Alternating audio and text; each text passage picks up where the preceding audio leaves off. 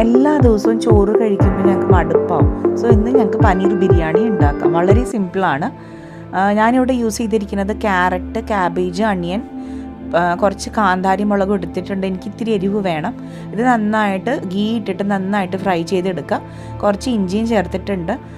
അത് നന്നായിട്ട് ഇളക്കുക. ഞങ്ങളിവിടെ ഗാർലിക് യൂസ് ചെയ്യത്തില്ല. നന്നായിട്ട് ഫ്രൈ ചെയ്തിട്ട് ഇതിൽ കുറച്ച് പനീർ കൂടെ ആഡ് ചെയ്തിട്ട് ഫ്രൈ ചെയ്യുക. എന്നിട്ട് ഇതിൽ കുറച്ച് മുളക് പൊടി, ബിരിയാണി മസാല ആഡ് ചെയ്തിട്ടുണ്ട്. അതും കൂടെ ഇട്ടിട്ട് കുറച്ച് ഉപ്പും കൂടി ഇട്ടിട്ട് നന്നായിട്ട് ഇളക്കുക. പിന്നെ ബസ്മതി റൈസ് യൂസ് ചെയ്തിട്ടാണല്ലോ ഇത് ഉണ്ടാക്കുന്നത്. ആ റൈസ് കുറച്ച് ഹാഫ് കുക്ക് ചെയ്ത് വെച്ചിട്ടുണ്ട്. അത് ഈ മസാലയിലോട്ട് നന്നായിട്ട് മിക്സ് ചെയ്ത് ഇളക്കുക. ലെയേഴ്സായിട്ട് ഇളക്കിയാലും നന്നായിരിക്കും. കുറച്ച് ഉപ്പും കൂടെ റൈസിനനുസരിച്ച് ആഡ് ചെയ്യുക. അല്ലെങ്കിൽ റൈസ് ഉണ്ടാക്കുമ്പോൾ ഉപ്പിട്ടിട്ട് റൈസ് ഉണ്ടാക്കുക. അങ്ങനെ ആയാലും നന്നായിരിക്കും. നന്നായിട്ട് ഇളക്കുക. പിന്നെ ഒരു പ്രത്യേക ഒരു ആരോമയ്ക്ക് വേണ്ടിയിട്ട് ഞാനിവിടെ കസ്തൂരി മേത്തി ആഡ് ചെയ്യുന്നുണ്ട്. കസ്തൂരി മേത്തി നന്നായിട്ട് ആഡ് ചെയ്യുക. നല്ലൊരു ഫ്ലേവർ ആയിരിക്കും ഈ കിട്ടുന്നത്. അത് ആഡ് ചെയ്ത് കഴിഞ്ഞിട്ട് മുകളിലായിട്ട് കുറച്ച് മല്ലിച്ചീര കൂടി ഇടുക.